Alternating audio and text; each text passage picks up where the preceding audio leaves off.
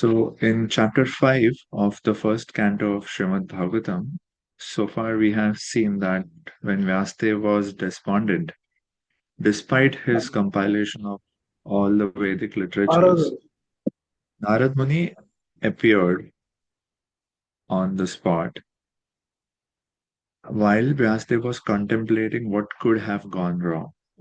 Okay, so we see Narad Muni presents to him that, okay, you have done good work.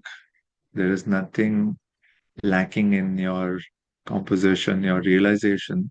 You are powerful, but you have not presented the glory of Bhagwan sufficiently, and you have not made it central to your literature. So it's not central, it's not sustained, it is just insufficient. Yeah. So that amalam, because topics about Krishna are pure. They are free from influence of karma, jnana, or any other goal. So basically, you have presented a beautiful Vedantic system, but it doesn't disclose Bhagwan fully. Yeah, it doesn't completely reveal Bhagwan's Nama, Rupa, Guna, Leela. Therefore it is insufficient. Yeah, your literature is good, but it is insufficient.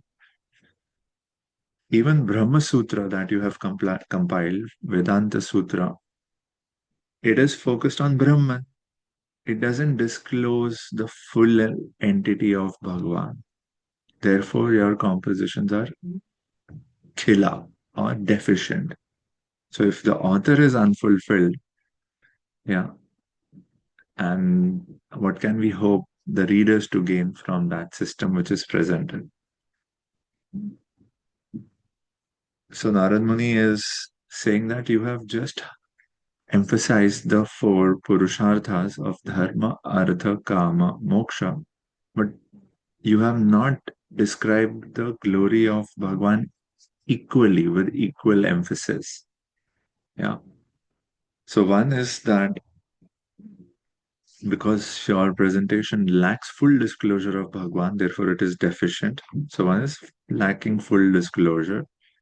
Second is it is not central. Glories of Bhagwan are not central and sustained in your presentation. And you have highlighted Purusharthas more than you have highlighted Bhagwan. So you might mention something. You might say, I have spoken about Bhakti and Bhagwan, but you have emphasized Purushartha so much that by the disproportionate emphasis on Bhakti and Bhagwan, you have almost marginalized it. It seems like it is appendix rather than the main content. And the other defect is that you have presented Bhakti, but as a means to liberation rather than the supreme goal in itself. So, which is, in fact, improper and offensive. So, this, and whatever you repeat, you have been repeating the four Purusharthas. So, repeating them creates desires in the minds of the readers. And what you repeat becomes important for the readers. And then we saw, after Narad Muni points out these defects in the composition of Vyasdev, which are so pertinent and profound, then Narad Muni goes on to present what's the difference between mundane literature and transcendental literature. And he presents the symbolisms of a crow and a swan. What do these two species symbolize? What is the appetite that you have cultivated? Do you have relish for refuse or do you have relish for the essence? Yeah. So that, what is the overall import of a work? Is it mundane or is it transcendental? So when we consume content digitally, it can be very sophisticated, very clever content, and it is also addictive, as we know. But what is it doing to the audience? It is only leaving the audience more agitated, more envious, more lustful. So that is the effect of mundane literature. So whenever we are about to consume anything, impressions, mm, anything digitally or otherwise, we should ask ourselves this question: what is this content doing to me? Will it nourish the crow in me or will it nourish the swan in me? So we have to be very mindful of what we let our mind come in touch with. So we should always question, is it going to refine my understanding of the truth, or is it just going to trigger my lower impulses? Because different literatures and different digital content have different intentions, and we have to be aware of that. So, in contrast to such mundane literature, we saw this. Let's look at a slide as well.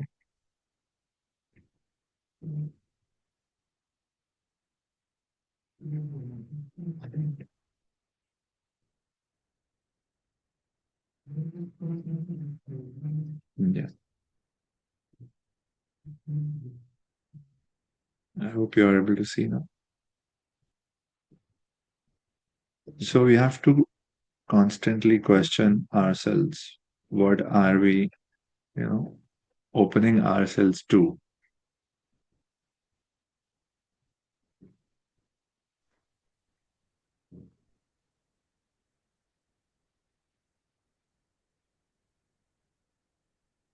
So, here we see that in contrast to mundane literature, there is something called a spiritually potent literature. How do we judge a content? How do we judge a speech? By seeing if the content is sacred or is it going to create triggering of my impulses or is it going to transform me? So it is ornamentation alone is not sufficient to appreciate a literature or speech. Yeah. Real appreciation should come from the sacred content and its power to transform. Does it have the power to transform the collective habits, the collective sinful habits of humanity? That is the power of Tadvag Visargo Janatag Viplava. And that the evolved souls, the devotees, repeatedly hear Shrinvanti, Gayanti, Grananti, Sadhava. Because they have a spiritual taste in it, they are hearing, narrating, and meditating on it repeatedly. It doesn't seem dry. So, even uh, if our speech, if our study has even a little spiritual content, transcendental content,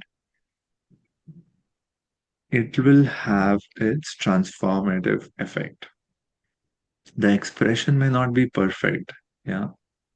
You might not be able to understand all the imports of Vedanta, but if you spend time studying transcendental literature like Bhagavad Gita or Srimad Bhagavatam, it contains a purifying power which transforms the reader.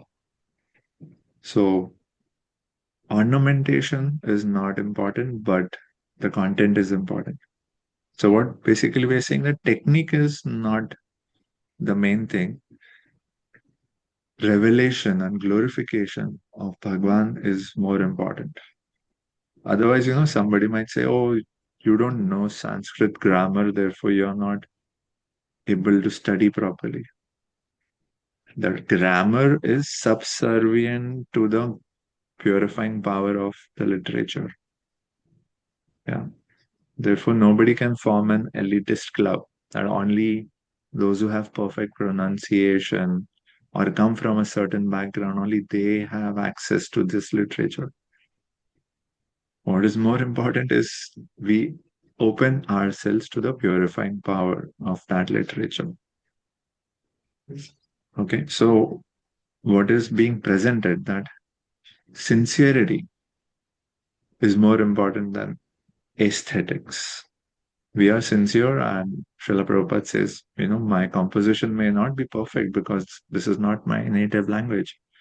But I hope that the readers will focus on the essence. So, sincerity combined with the purifying power of the topics of the Lord, that is more important than being a perfect, articulate, charismatic philosopher. So, more important is a sacred purpose. So, we should also, when we are studying, sharing, we should not wait for our sharing to become professionally perfect. What is more important in this discussion is genuine spiritual insight. You could lead a kirtan even if you are not a perfect musician. You could speak to others even if you don't know Sanskrit grammar. It's okay. We have to be responsible in how we present. But the key point is that the transformation doesn't lie in our eloquence. The transformation comes through the truth. So the content is transformative, not our ornamental presentation. That should really sink into our hearts. Okay? So we move forward. What is it that was the error in the presentation of Srila Vyasdev? So first we see that he did not present it Bhagwan, the glories of Bhagwan and the path of bhakti as a central theme. He did not emphasize it. He presented it as a supportive means to gain liberation and undue disproportionate emphasis was placed on dharma, artha, kama, moksha, and not on bhakti. So therefore, it got completely lost. Now, after explaining the nature of mundane and transcendental literature, Narad Muni comes to pinpointing the faults even in spiritual, even in scripture. Okay, beyond ordinary literature, even scripture could be incomplete if you don't approach it the right way. That is what verse 12 is teaching us about. Let us chant. नैष्कर्म्यमप्यच्युत भाववर्जितम् न शोभते ज्ञानमलं निरञ्जनम् कुतः पुनः शश्वद् अभद्रम् ईश्वरे न चार्पितं कर्म यद् अपि akaranam. This is a very important verse which very decisively presents the power of bhakti compared to karma gyan. Okay, so what is presented here? Knowledge of self-realization, even though free from all material affinity, does not look well if devoid of a conception of the infallible Achyuta. Infallible is God. What then is the use of fruitive activities which are naturally painful from the very beginning and transient by nature, if they are not utilized for the devotional service of the Lord Himself? So here, not only are words important, the previous two verses spoke about what kind of words should we align with. Even if it is scripture and there is no bhakti, that work is also useless. So this is a very powerful claim by Narad Muni, and how is he presenting it? Let us understand from this. So let us understand each word, and that will really help us go deeper into this verse. What is nishkarma? Would you like a simpler explanation or would you like a deeper philosophical explanation? Let's start with the deeper and see if we can manage. So, what is this verse saying? Even Naishkarmya Gyan. What is Naishkarmya Gyan? Gyan about Brahman. Even Naishkarmya Gyan is insufficient if it doesn't have Achyuta Bhava, a positive devotional attitude towards Bhagwan. If Naishkarmya Gyan is useless if it doesn't have affection for Bhagwan, then what to speak of karma? which is lower than this Naishkarmya Gyan. That is what this verse is saying. Okay, so let us understand it one by one. Nishkarma. Hmm. What does Nishkarma means? That which it is not karma. It is devoid of karma and karma fal. There is no karma or karma fal of it. Therefore, it is called nishkarma. So it means going beyond the stage of action and reaction. What is that referring to? What is that state where you transcend karma? It's Brahman. So nishkarma refers to going beyond action reaction. What is going beyond action reaction? Being liberated. Hmm? It's referring to Brahman. And nishkarma gyan. Gyan doesn't always mean knowledge. Here it's used more in the sense of awareness. So awareness of the nature of Brahman is nishkarma gyan. Is it clear? How nishkarma refers to Brahman because it is beyond karma and karma phala. Action reaction ke pare is nishkarma, Brahman. And awareness of that Brahman is called nishkarma gyan.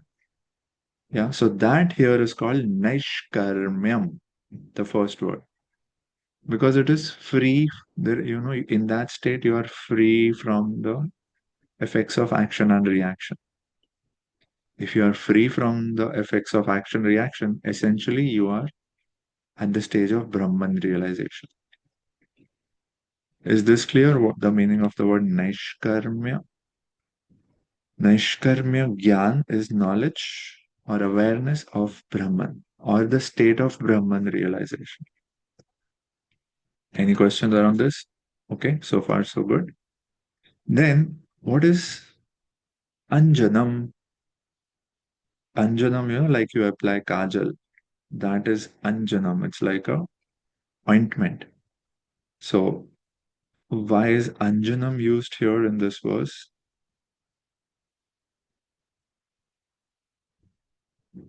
Na shobhate jnanam alam niranjanam. Anjanam refers to something that colors your vision. So that is used for indicating upadhis. Upadhis means our true nature is that we are spirit souls. Any other identity that we superimpose on it is an upadhi. And liberation means to get rid of all those upadhis. You peel each layer of upadhi, and what you're left with is your true swarupa, yeah, your spiritual nature. So that upadhi is indicated by the word anjanam here. So what we saw nishkarmyam means awareness of Brahman. That gyan is so powerful that it frees you from those upadhis. It makes you niranjana. The anjanam is what colors your vision, but that naishkarmyam or nishkarma gyan, it frees you from upadhis. It puts you in a state of liberation. It makes you niranjana, free of upadhis. Yeah. But even that gyan, so is it clear the power of this nishkarma gyan or naishkarmyam? They are two words, they are synonyms. Nishkarma gyan or naishkarmyam.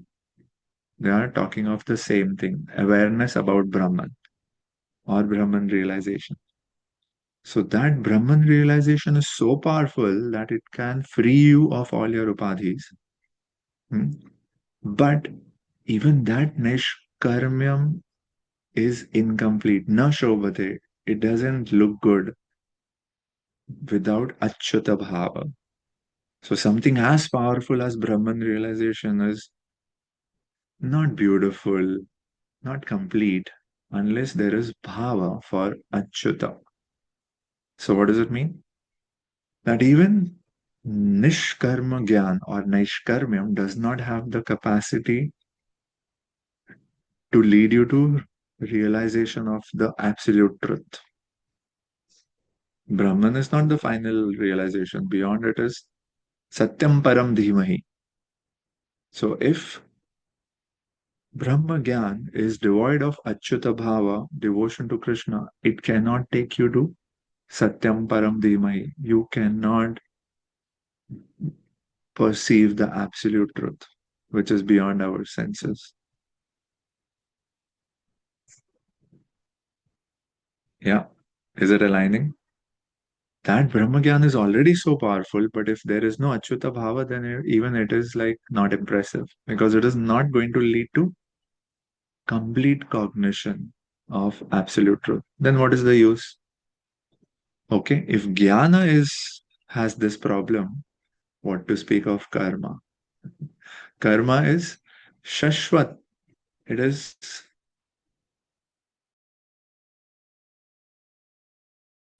from the beginning.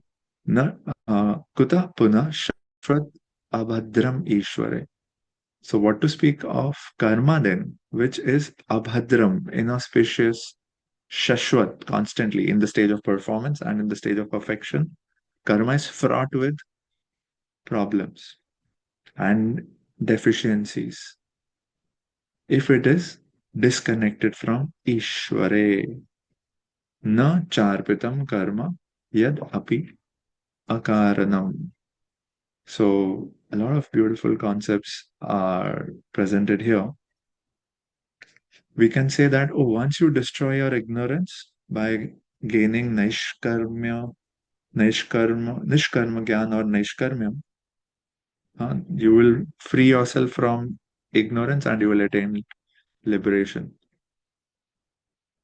No, but the question is, if we don't have the realization of Bhagwan, that ignorance which we have just destroyed will arise again. Yeah, there is a verse uh, in Vasana Bhashya, which says even liberated persons again get bound by karma if they commit offense against the Lord, who is the possessor of great inconceivable powers. So it is not just overcoming or destroying ignorance by Brahma Gyan that you attain liberation.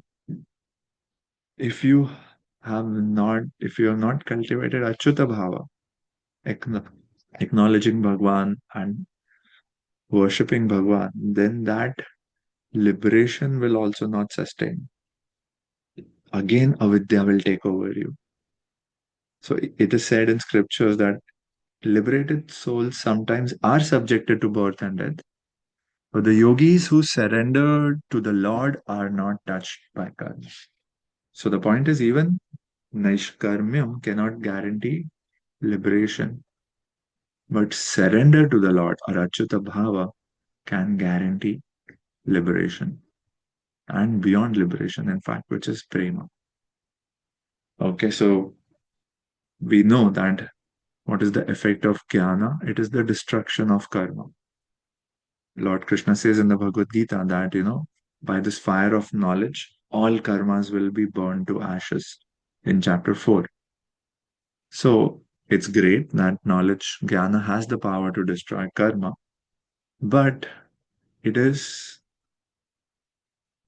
if it is devoid of regard or affection or surrender to Bhagwan, it is incomplete. That is explained in Srimad Bhagavatam 10th verse, 10th canto, second chapter.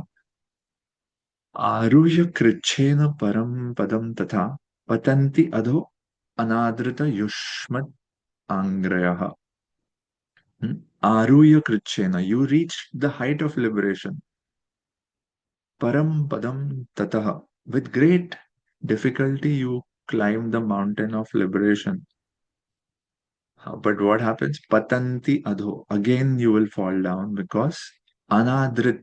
आपने अनादर किया किसका?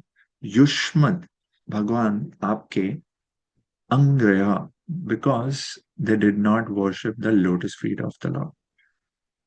So the idea is, without the concept of the divine, jnana alone is insufficient to lead us to liberation. So jnana devoid of real bhakti is useless, In fact, it is offensive. Why? Because we think that the Lord is also a product of Maya. So this is, this clears a lot of important concepts which are important for our practice of bhakti. So let us understand the karma part a bit deeper. That if jnana without achyuta bhava doesn't na shobhate, doesn't look good, is incomplete, then what to speak of karma if it is unoffered to Bhagavan? Karma is already shashwat, abhadram. It is already inauspicious. So karma has a few divisions. One is kamya karma. What is kamya karma? Motivated action. So motivated action is troublesome, abhadram, both during the stage of practice and even on the attainment of the result. It's just material life. You plan, you think you will attain something, but then it gets further complicated, and what you wanted is not attained, and then you have to just firefighting alone becomes the whole process. So kamya karma is troublesome both in the beginning and the end. That why? Because in kamya karma, what are you essentially doing? You are still bound internally. You are bound to desire only. Materialists who have no concept of any spiritual knowledge, they are doing kamya karma. They are bound to desire and temporary results. So anyone who operates in the sphere of personal selfish desire and temporary results, that is called kamya karma. One step above that is nishkama karma, which Bhagwan is teaching in Bhagavad Gita, the first 6 chapters. Okay, Arjun, do it, but don't be attached to the fruits of it. Don't have a ego of being the doer and enjoyer. Do it, but don't get attached. So nishkama karma is better. It's superior to kamya karma, both ethically and even spiritually. It is superior, but it is also incomplete unless it is offered to Bhagavan. That is the point. So here we see kamya karma being troublesome, and you see the word akaranam used at the end of this verse. That akaranam refers to akamya karma or nishkam karma. I'm not doing it for the fruit. I'm doing it because it's my dharma.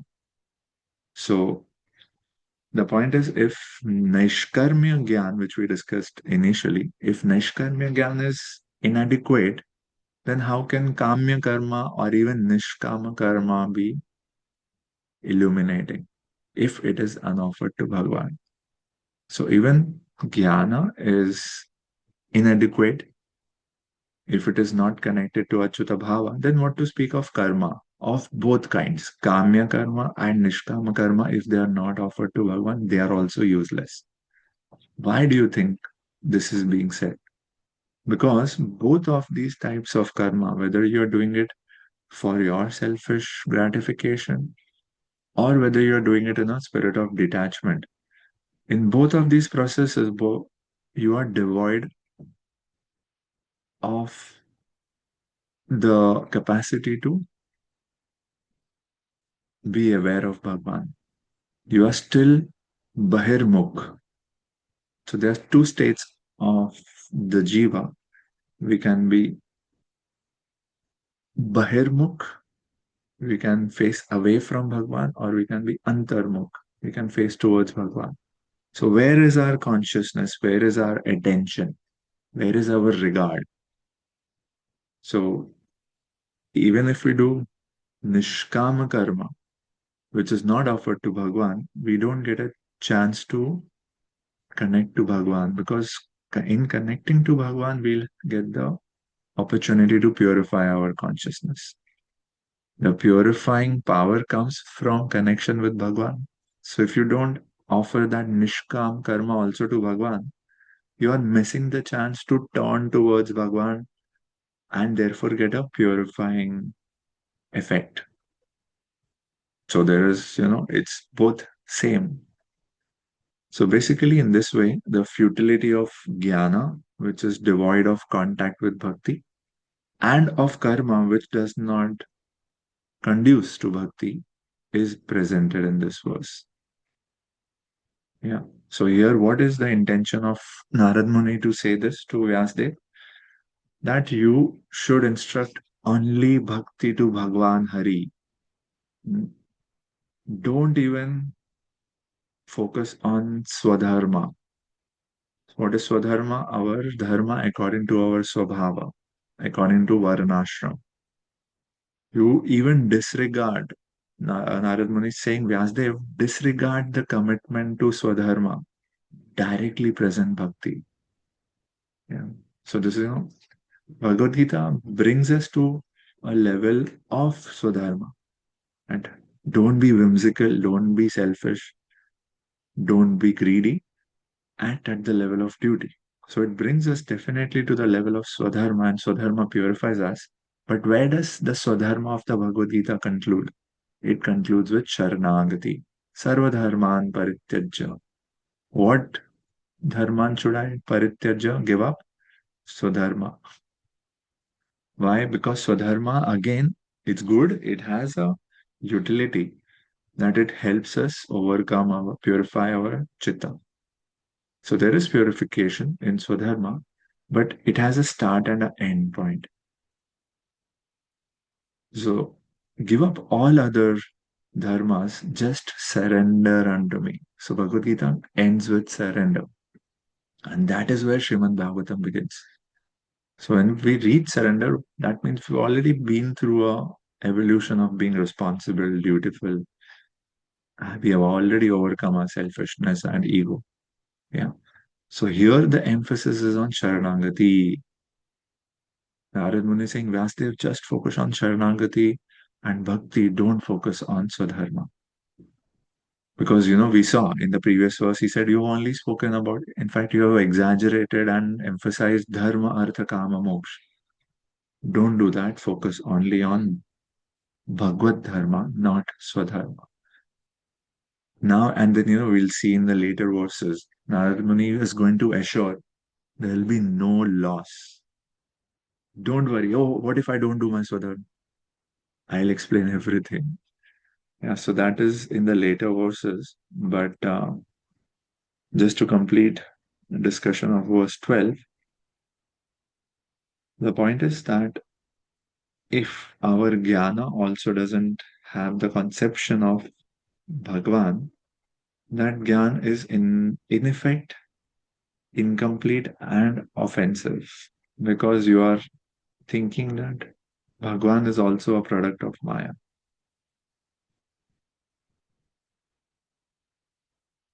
Mm.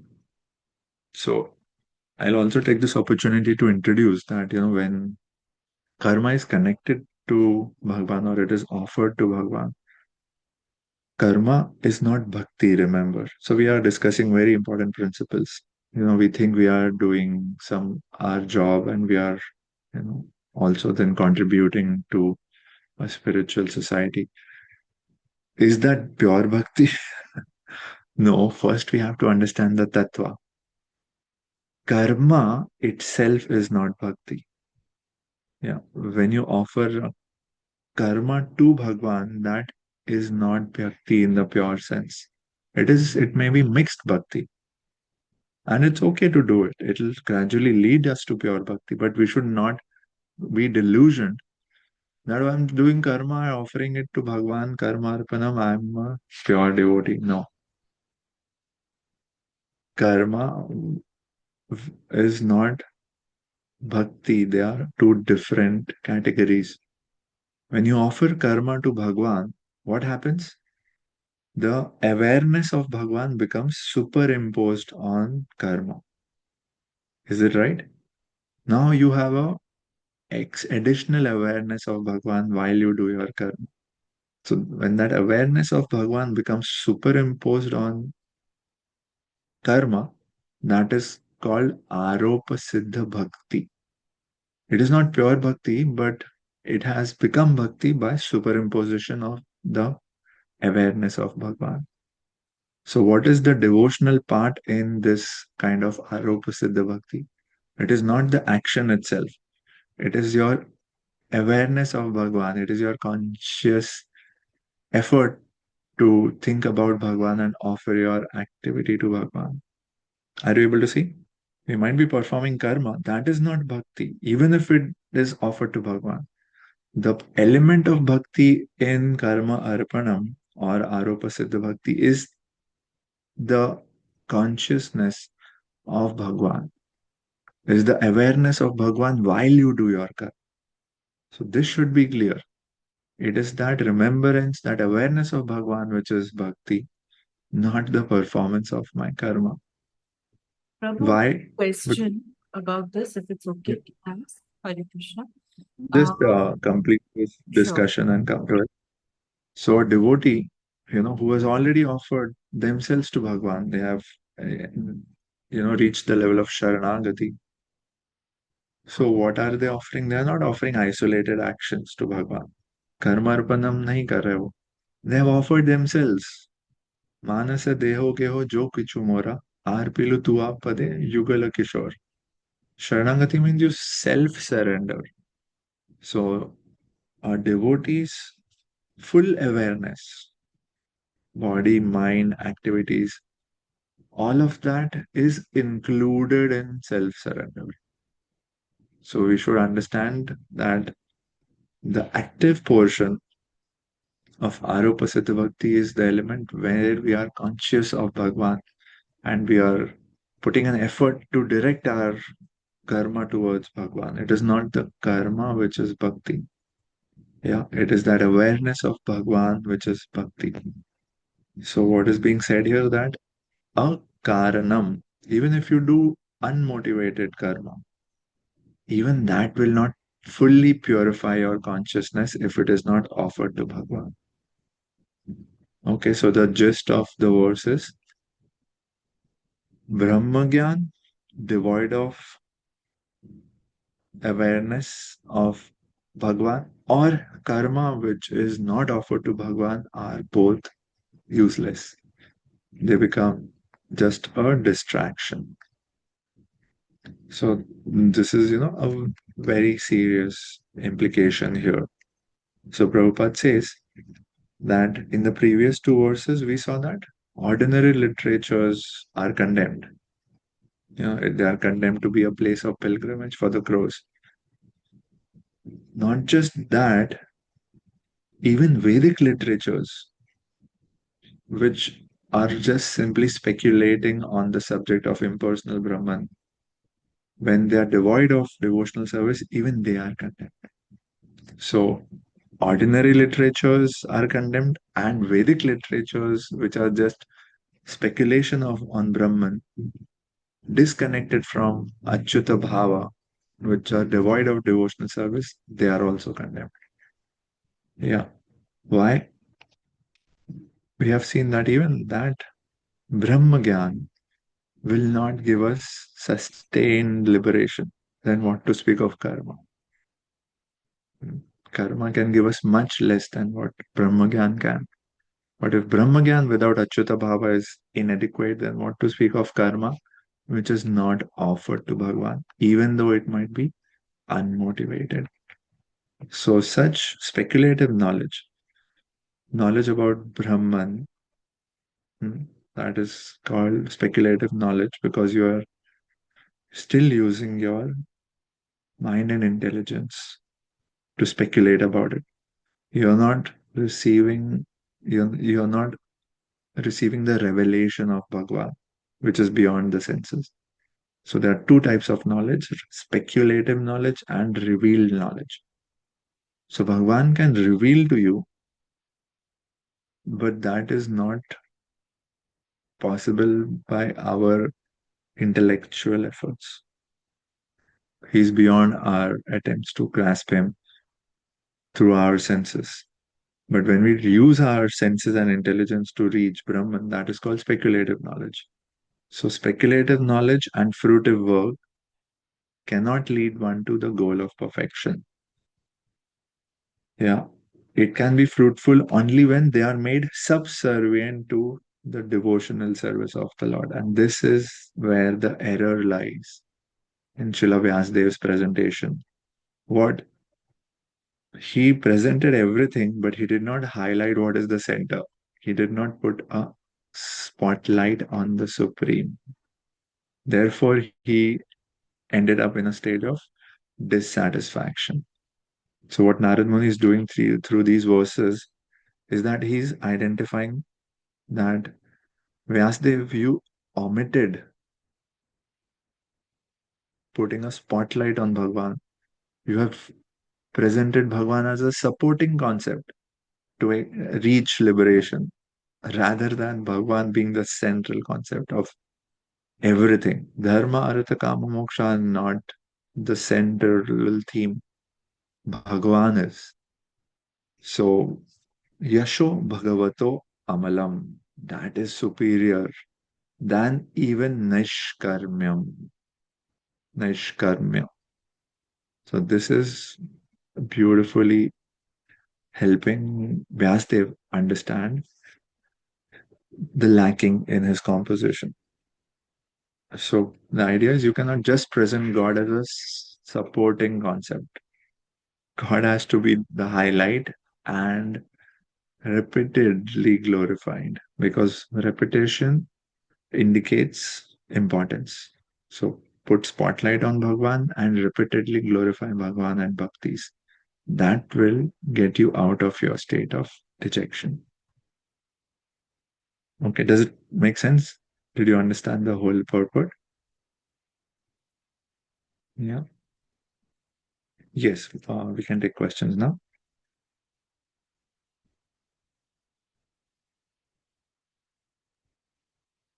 Yes, Prabhu, my question was more applied. Um, it's a very Mm-hmm. nowhere near the absolute realization of Brahman. With great effort, have understood from the Bhagavad Gita, Swadharma and Nishkam Karma Yoga. So now the I know. story of this whole 100-year Shatayushi that we've been given, and we are just halfway there. What is it? What is it that we have to be doing? So Yeah. that's something I want. And there, even in truth, as you approach truth, there are levels of truth.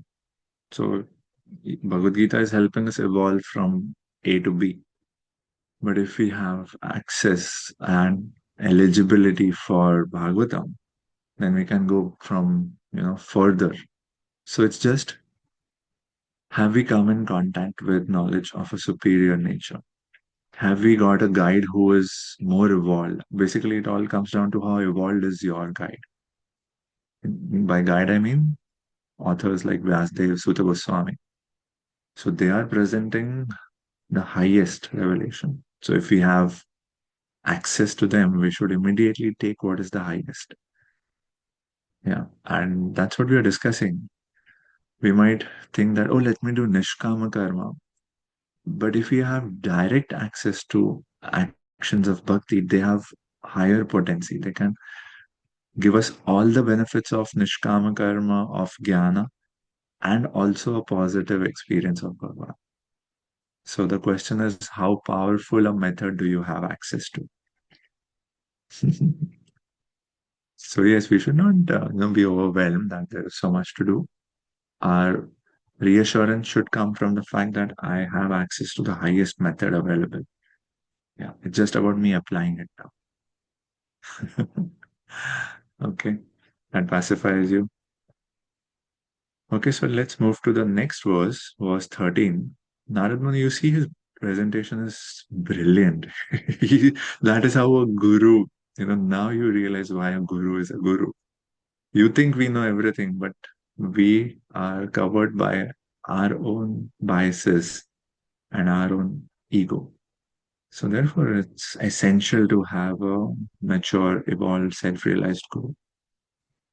Okay, in the next verse, so we saw so far that Narad Muni is saying, yeah, jnana may remove ignorance, But because it lacks loving orientation, Achyuta Bhava, it cannot guarantee liberation. So it is also incomplete. What is best is direct bhakti.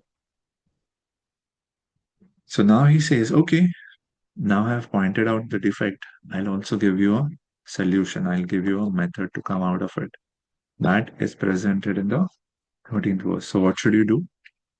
You should meditate. Atho Mahabhag Bhavan Amogadrik Shuchi Shava Satyarato Drita Vrata Urukramasyakhilabandhamuktye Samadhinanusmara Vichikshtitam. O Vyasdev, your vision is completely perfect. Your good fame is spotless. You are firm in vow and situated in truthfulness, and thus you can think of the pastimes of the Lord in trance for the liberation of people in general from all material bondage. So you see, he gave a diagnosis and then he's giving a prescription or an instruction. Now I have described the error. Now I'll tell you what to do. That is a guru's role in our life. So he's not rejecting Vyasdev's qualification. He's saying you have everything. You have pure vision, you have truthfulness, you have perfect vows. So that is how Guru should treat a disciple. There is energy, yeah, but it is misdirected. So Narad Muni is redirecting Vyasdev's qualification to the proper object, which is Bhagwan.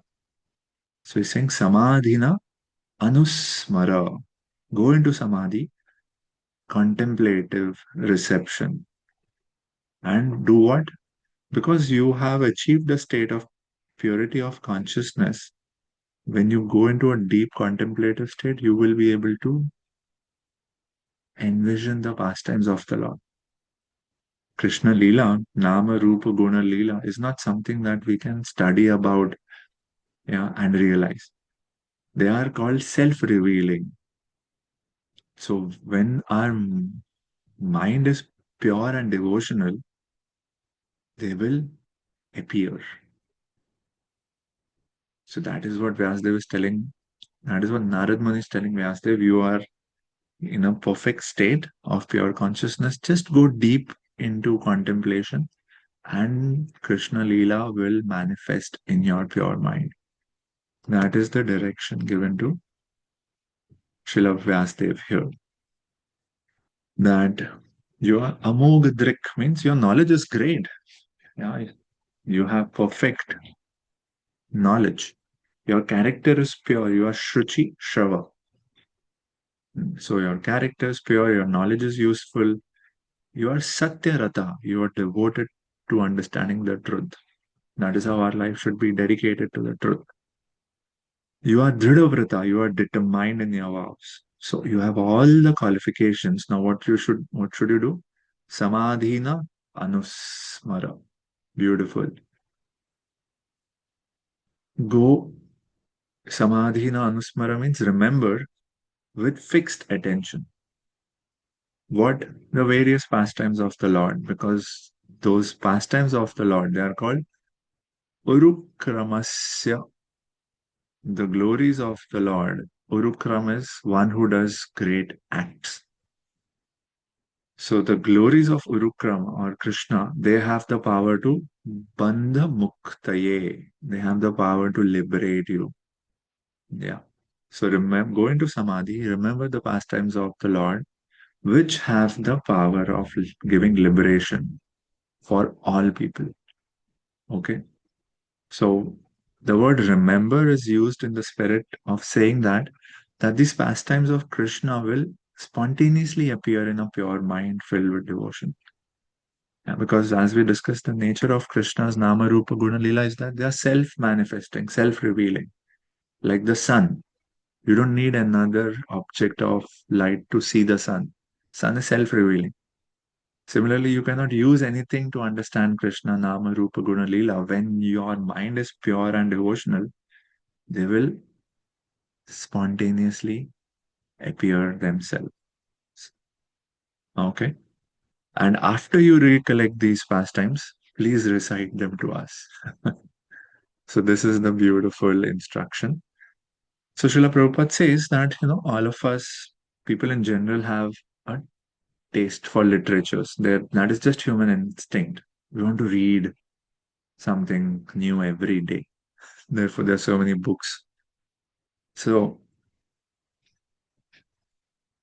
they want to read from authorities something about the unknown. So what Prabhupada is saying in this one sentence is very profound.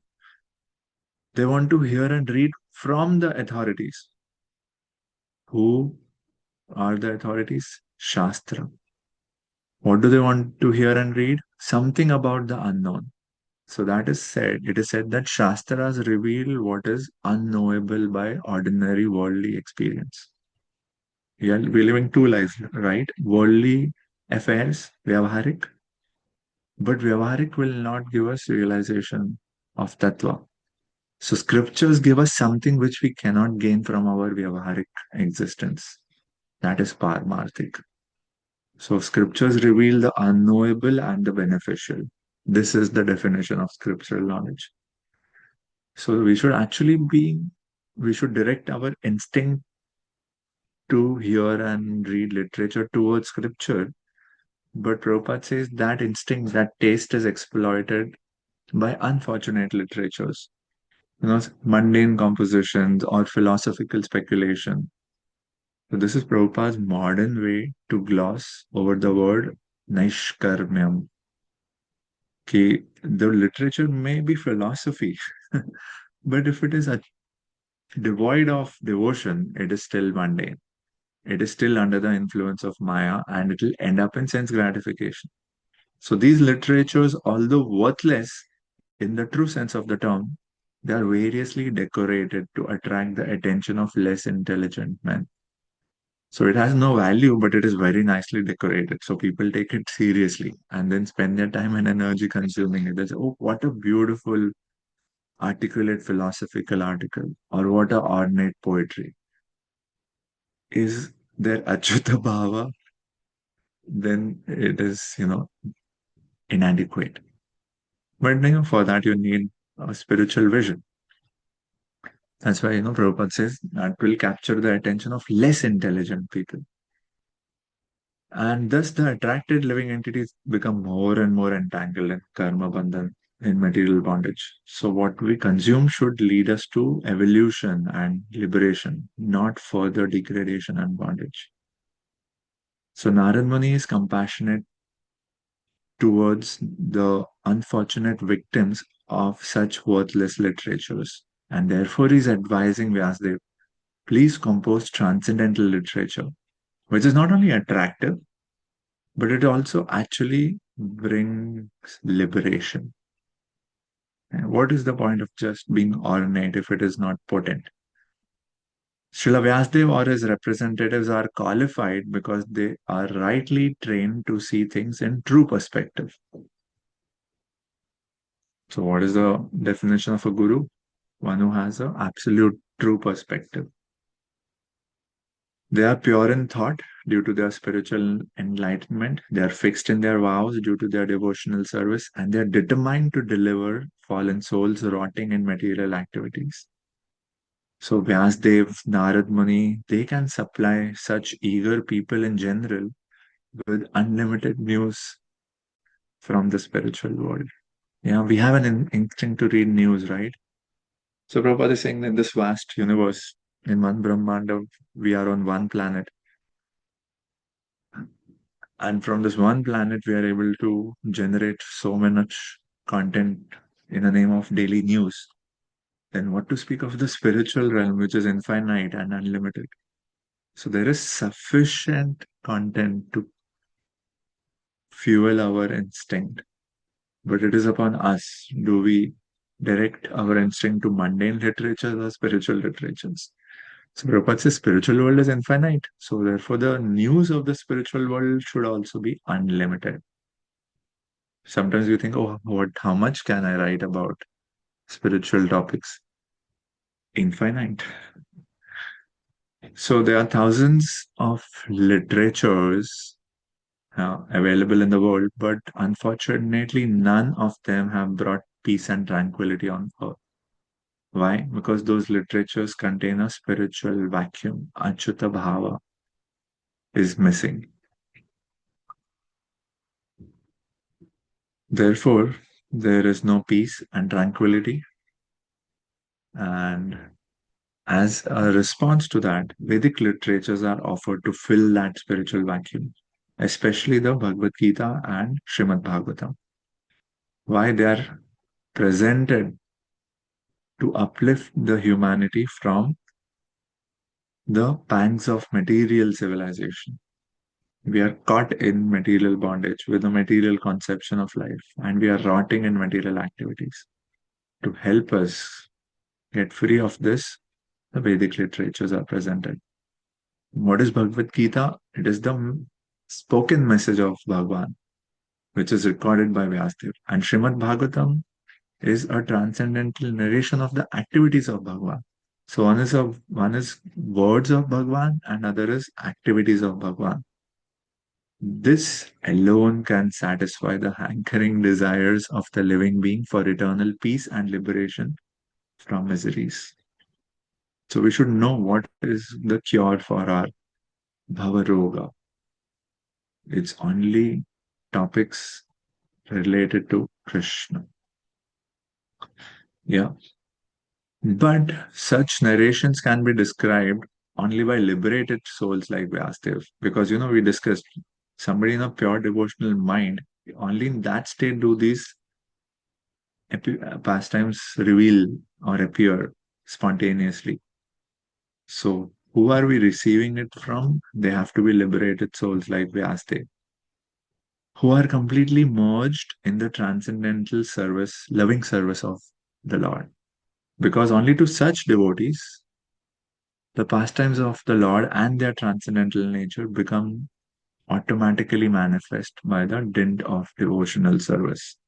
So Prabhupada here is quoting from a specific verse.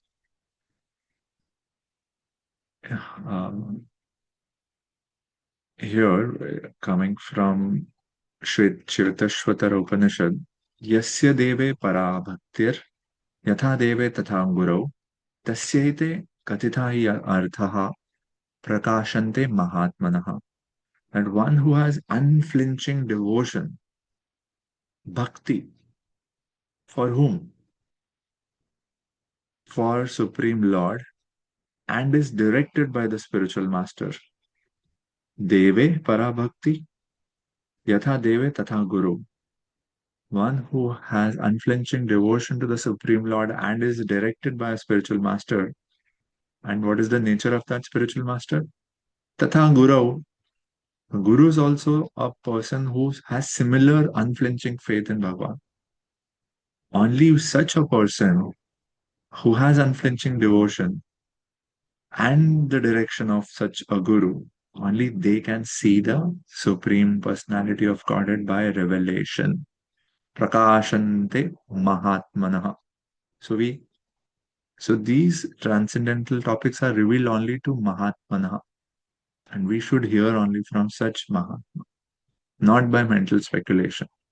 That okay, let's speculate what Brahman could be. Oh, in this world, the forms and names are material. So Brahman should be free of forms and names. This is pure speculation. You have not qualified yourself to receive transcendental wisdom, but you are using your contaminated material intelligence to speculate. Oh, if in this world I see positive qualities, Brahman should be devoid of these qualities. Who told you that? Why can't it be something different? So, this is the problem with speculation. We think we'll attain knowledge, but it is not possible. So, we are seeing verse 13 that these can be described only by liberated souls who are completely merged in the transcendental loving service of the Lord. And only to them are these pastimes revealed because of the dint of their bhakti. Yasya deve para bhaktir. No one else can either know or describe the acts of the Lord. Therefore, Prabhupada, he's cautioning us. Somebody may speak these words, but check their state of mind and existence, their conduct, their character, their practice. We saw all these qualifications in Vyasadeva, Amoka Drid, Vrita, Shuchi, Shrava. That is whom we should receive from, not somebody who is just a professional reciter or a speculator. Because they'll miss the essence. They are not qualified, therefore, they cannot give us what they themselves don't have. The vision of the author comprehends past, present, and future. So, Vyasdev is Mahatmana, is liberated. He is Trikal Darshi. Bhagavatam contains narrations which even talk about the future, and we see such things coming true. Yeah. So that is because a liberated person has composed it, who has the power to perceive across time. Why? Why are we emphasizing a liberated person as the authority, the source of such literature? Because a liberated person possesses perfect senses, as opposed to us jivas in conditioned state who have imperfect senses and therefore are prone to make mistakes and are we are influenced by illusion. We make mistakes. So, and anything therefore that we present or compile will also have those defects. So, do you want to follow the literature which is full of human defects, or do you want to make the transcendental literature the compass of your life? So, a liberated person possesses perfect senses, and with perfect senses only can one serve the sense proprietor Rishikesh. Again, Prabhupada is translating a verse Rishikena Rishikesha Sevanam Bhaktiruchyate. Bhakti is serving the director of the senses by purified senses. Srimad Bhagavatam, therefore, is the perfect description of the all perfect personality of Godhead by the all perfect personality Srila Vyasadeva, the compiler of the Vedas. So, Srimad Bhagavatam, the literature, the object of that literature, Bhagwan, and the compiler of that literature are all transcendental. Hare Krishna Prabhu, I had a doubt. Yes, So, please. so how do we identify a liberated person? Like if we see from an impersonalist angle, Mm-hmm. they will question, who is Vyasadeva? How do you know he's liberated? And Mm-hmm. all the knowledge is revealed to him. He could be just writing whatever he wishes to think it's correct. So Okay. what is the proof like, where is it mentioned that he is a liberated person and we can follow him blindly? See, I mean, you have to be astic. You cannot discuss with somebody who doesn't have faith in or doesn't have a common value system. You cannot discuss Bhagavad Gita with someone who doesn't accept Bhagavad Gita as authority. Yeah. Then you have to use logic. So first you understand who are you talking to, who is the Purva Paksh. Therefore, when you're talking to people within the Vedic fold, then you can quote Shastra. But if you're talking to someone outside the Vedic fold, there is no point in talking about Vyasadev's qualities and qualifications because they're Nastic. To a Nastic person, you start by presenting with Tarka, with reasoning. So you don't know, you should know who to present what. Yeah, they're right. Why should they accept? So Astik means those who have faith in the authority of Vedas as as a valid source of perfect knowledge. Then the discussion starts of scripture. Otherwise, so many people can have so many opinions. Yeah. So you Yeah. should know Okay. what you ask them, Correct. okay, what is your belief system? Let's start with that. How do you accept knowledge? Who will you accept knowledge from? You explain to me. And so, somebody who has a PhD. Okay, so you're saying somebody who is an expert in a field. So Vyasdev is an expert in the field. He has studied all literature. He has divided the Veda into four and he's compiled Vedanta Sutra, which is such a brilliant, even philosophically, it's such a brilliant presentation. So you I think they have understand a where, problem. They have a problem with this revealed scriptures, something that is revealed, which is very esoteric, and they are more into experiencing something and then realizing it rather than realizing through revelation. yeah, correct. They can choose what they accept as a valid means of knowledge. Therefore, first we need to clarify epistemology. Are you depending on Pratyaksha and Anuman? Then you don't have access to spiritual topics. You can continue to research and discover material causes and effects. Pratyaksha and Anuman, your sense perception and inference, that cannot even lead you to an understanding of love, justice, soul, God. These are topics which are beyond empiricism and rationalism. So if they don't want to understand about these topics, they can be on their level of Pratyaksha and Anuman. But if they want to know about these topics, then they have to go beyond Pratyaksha and Anuman. They have to accept Shabda. Otherwise, they'll not be able to approach these topics. It's like trying to see a planet in a galaxy with a magnifying lens. You say, I don't want to use telescope. Okay, fine, then you'll not be able to see the stars. I'll see only with my naked eye. Fine, then you will be able to see only objects of this world. So those who want to understand higher truths, they are accepting Shabda.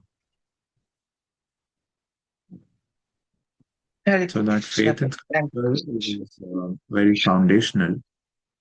And if there is no faith in scripture, then you debate on the basis of logic.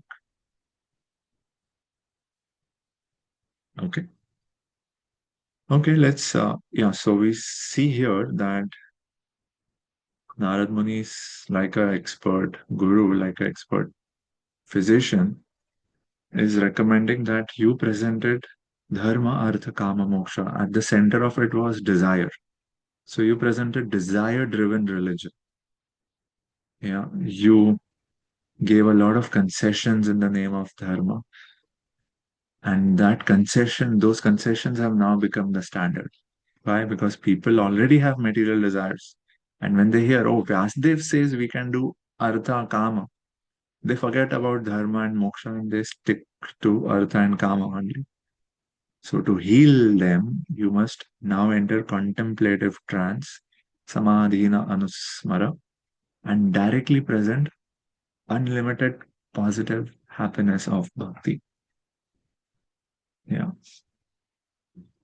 So a teacher must evaluate what attachments their emphasis reinforces. So as they've emphasized on certain themes, so those emphasis reinforce the material attachments of the readers. So renunciation will work only if you are able to give people a higher grade of joy or ananda, rather than asking them to give it up by giving them lower concessions. You see the difference?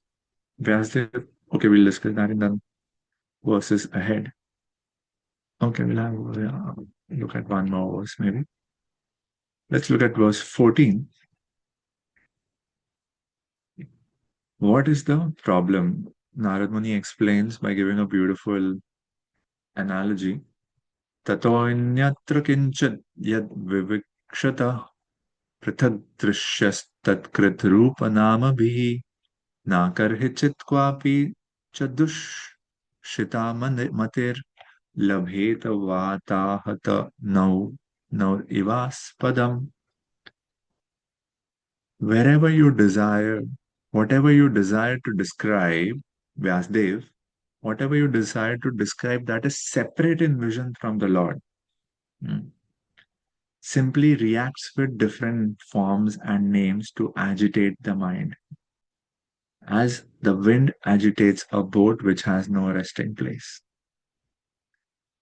So this is very powerful, that if your mind is tossed by different subjects, If somebody is continuously, the mind of somebody who is continuously speaking and reading from fragmented vision about subjects which are unrelated to the Lord. We are interested in 100 subjects and none of them are related to the Lord. What will happen to the mind of such a person? It becomes unstable, like a boat in a wind. It fails to reach its proper destination. So it's very interesting. Vyasdev is not saying that it is my opinion. He's describing the philosophical principle behind it. That if you repeatedly name and describe separate objects, what does that do? That strengthens prithak drishti. You see the word used here is prithak drishyas. When your mind is absorbed in 10 topics and none of them are related to Bhagwan, it creates a prithak drishya. It creates a separate vision, a vision which is disconnected from reality. Yeah, or a vision of reality which is disconnected from its divine source. Whatever we are reading is our attempt to understand reality, right? And every philosopher will present their version of reality. But what is the use of that reality which is disconnected from its divine source? That is prithak drishti. And as a result, when you focus on objects, objects are indicated by nama rupa, different names and forms which have no relation to their source Bhagwan. It will result in your mind becoming dushita. It will not be properly situated, it will be deviated. So dushita means disoriented or deviated, unable to settle. So first we saw chitrapadam, that sophisticated words, poetry. Then we saw even karma or jnana. All of this can become winds, yeah, where they do not orient the intelligence towards Bhagavan. So we might be impressed by poetry, then we might do some karma jnana. This is like a wind going here, hither, thither in. This is like a boat going here, hither, thither in a wind. It will not reach any destination. It will not reach aspadam. Aspadam is home. You will not reach your home or your shelter. So if we have prithak drishti, which means a drishti which is not connected to the source, means your idea of reality without connecting it with Bhagwan. That is prithak drishti. And this word prithak drishti, prithak bhava will be used again in future chapters of Srimad Bhagavatam. It shows an attitude. It shows a separatist mentality. Prithak drishti, prithak bhava. There is one reality which is connected to its source, but you deny it. You perceive a reality disconnected from its own source, which is your own conjecture of reality. So that is your own separate vision, separatist vision. And that separatist vision will just leave you like a boat in a wind. So Srila Vyasdev is the editor of all descriptions of Vedic literature, and thus he has described transcendental realization in different ways. So what did he do? He presented the same transcendental realization in different ways through karma, gyan, yoga, and bhakti. And in Puranas, he recommended the worship of so many devatas. What happened? He thought that let me create a university in which there are all types of courses. But what happened as a result? People in general are puzzled how to fix their minds in the service of the Lord. They're always disturbed about finding the real path of self realization because you have emphasized on so many things and everything is now confusing. So, Sri Narada Dev is stressing this particular defect in the Vedic literatures compiled by Vyasdev. What is that? That you have presented all of this and which has led to further bewilderment of the masses. They are unsure where to find the real path of self realization. So, therefore, Narad Muni is trying to emphasize that, okay, Vyasdev, now describe everything in the relation with Bhagwan and no one else. Why? Because like pouring water on the root is the right process to nourish the tree, or supplying food to the stomach is the right process of nourishment. So Prabhupada, he says, Sri Vyasdev should not have compiled any Puranas other than the Bhagavad Puran.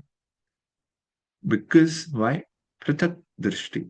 Because a slight deviation from the truth, from that may create havoc for self-realization. If a slight deviation can create such havoc, then what to speak of deliberate expansion of ideas separate from the absolute truth, personality of God? If we expand ideas which are disconnected from Bhagwan, what is the use of that? The most defective part of worshipping demigods is that it creates a definite conception of pantheism, worshipping objects of this world as God, worshipping nature as God. So you disconnect universe from the God and start worshipping the universe itself, while it has to be seen as a part and a representation of the Lord. So that's the point. Anything that's seen separately, in isolation with its connection to its source, Bhagwan, it leads to chaos. Ending disastrously in many religious sects, detrimental to the progress of the principles of the Bhagavatam. So there are many religions, but they are presenting something which is not Bhagavad Dharma. Why? Because they are expanding on ideas which are disconnected from God. And that is leading to so many ideas of pantheism. Vijit, for that matter, Hiranyakashipu will also be a pantheist, right? In what sense? In the sense of worshipping the demigods or the universe. Yes, correct.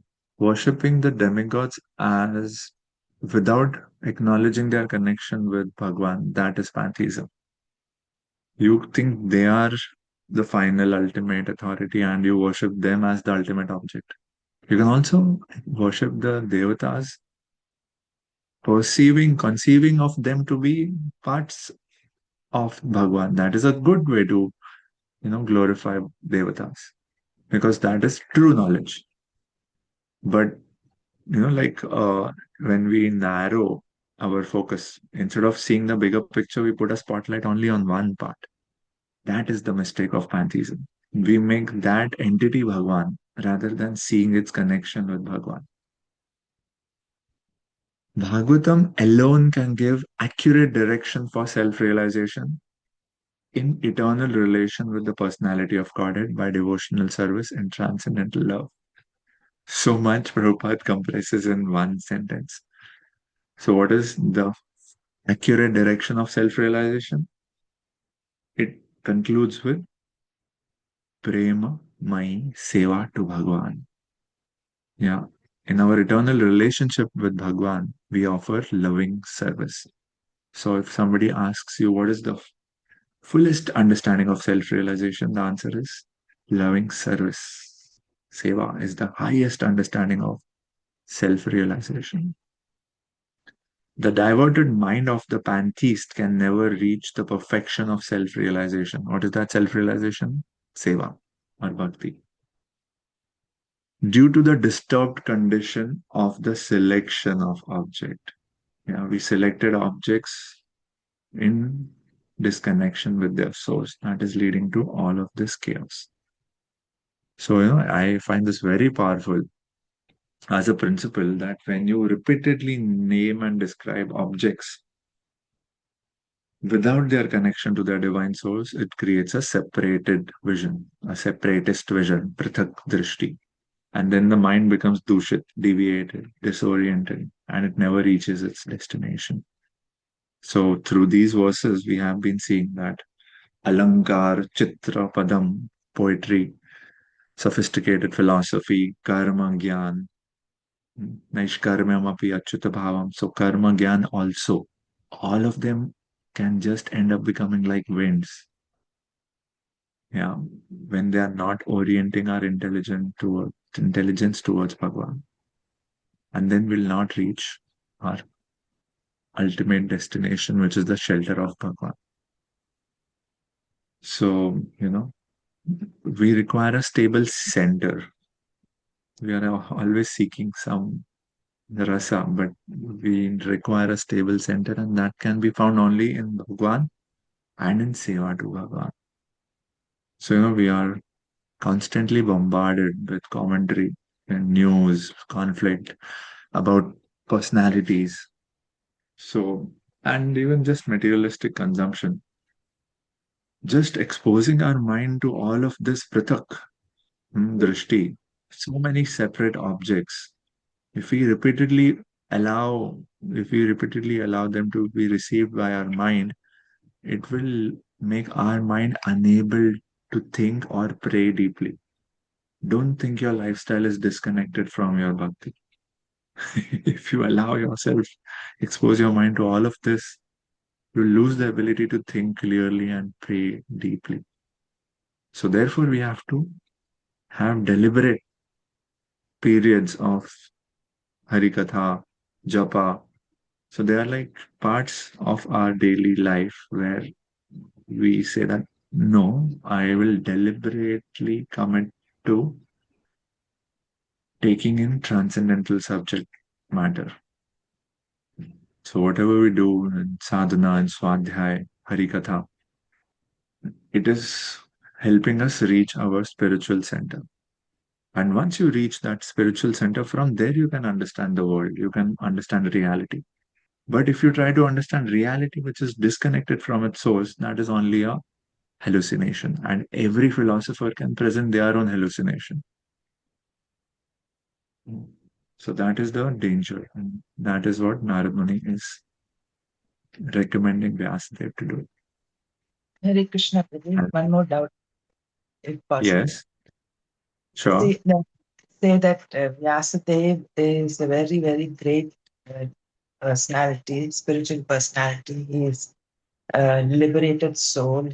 Everything is revealed to him. He is the literary incarnation of Godhead, and yet he somehow missed out talking about the most important topic, and he requires someone like Narad Muni to tell him and reposition everything.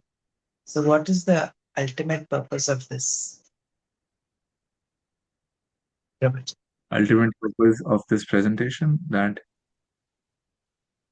as No, much as you why is such a person, great personality like Vyasadeva, how did he misunderstand the ultimate purpose of life? That is we'll Bhagwan. see that in the next verse, which is concluding this entire discussion. It is not that he was ignorant or immature. He was compassionate. His intention was compassionate. But as you know, the road to hell is paved by good intentions. So intention alone is not sufficient. You also have to see what are the consequences of your intention. So Vyasdev wanted to attract people towards dharma. How? He said, okay, let me, they are materially attached. This is, in fact, we are going to the next verse now in response to your question. So Narad Muni is warning Vyasdev that you presented dharma, artha, kama, moksha. What is artha and kama? It is a desire-driven practice. You have given desire-driven practices to materially attach people in the name of dharma. That has created a serious disturbance because you might have been compassionate and you might have been brilliant, self-realized in your intention to attract people towards dharma and eventually towards devotion. You thought, let me begin with their existing desires. But that did not lead to the intended effect. People have swabhava, yeah, they have their selfish desires. And what you presented as concession, they took as the standard and they forgot everything else. So that is the mistake. The mistake that Vasudev did is that he gave a concession which people with material desires made the standard. So, no, his intention was good, but how his message was received by the audience, that led to a disturbance. So, sometimes an author thinks, who is my target audience? How should I write for them? That's where he made a mistake. There's nothing deficient in him per se. As a personality, Vyasdev is perfect. But his attempt to reach an objective with his audience was not met. He's praising Kamya Karma. He's obstructing the main goal of Vedas, which is to understand Bhagwan. He's presenting that as Yes, secondary. So, but in that Prabhu, sense, that was yeah, the error. because I feel like Vyasdev has written this literature particularly for the people of Kali Yuga, Right. knowing how they are and what their thought process is and how they are still very desirable. So then, why would he give such kind of a desirable religion to people, knowing them to be like this? Yeah, he And thought that through allowing them to also fulfill. See, if he just presents the Vedanta Sutra, he thinks nobody is interested in it. We have to start. It's like curing a patient. No patient finds a medicine relishable. How do you cure? See, it is a different. You go to a hotel, you order, you get it. When you come to a hospital, it's not to your liking. Yeah, in fact, in economics, it is called a necessary need. Nobody wants to spend money on medicine, right? On healthcare, but we end up doing it. So Vyasdev's role is more complicated. It's not just supplying someone's desires. It is how can I reform them while I also give them concessions so that they continue to have their desires fulfilled. Otherwise, they'll not even approach dharma at all. So it's not easy to do this. So he's trying one approach, it didn't work. Narad Muni, his guru, who has a higher vision, is now recommending a better approach. That's all.